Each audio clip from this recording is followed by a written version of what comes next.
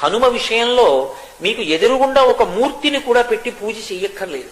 భయం వేసిందనుకోండి, ఎప్పుడైనా ఒక చీపురు పుల్ల తీసి మీకు ఎదురుగుండా రాయి కనపడితే రాయో ఏదో ఒకటి తీసి ఇసుకలోనో నేల మీదో అది పడిందా లేదా ముద్ర కూడా సంబంధం లేదు, హనుమ అని రాసి నమస్కారం చేసి నిలబడితే చాలు, ఉపద్రవం నుంచి గట్టెక్కుతారు అని చెప్తుంది శాస్త్రం.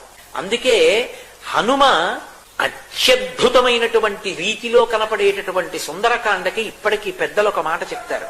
ఏదైనా జీవితంలో జటిలమైన సమస్య వచ్చినప్పుడు దాన్ని ఎలా పరిష్కరించుకోవాలో అర్థం కాకపోతే సుందరకాండ పుస్తకం తీసుకొచ్చి అక్కడ పెట్టి రామచంద్రమూర్తికి, సీతమ్మకి, హనుమకి నమస్కారం చేసి ఒక కొత్త చీపురు పుల్లని తెచ్చి కళ్ళు మూసుకుని సుందరకాండలోకి గుచ్చితే ఏ కాగితం దగ్గరికి చీపురు పుల్ల గుచ్చుకుంటుందో అక్కడ సుందరకాండ విప్పి చూస్తే మీ సమస్యకి పరిష్కారం రామాయణ కథాంతర్గతంగా అక్కడ ఉంటుంది.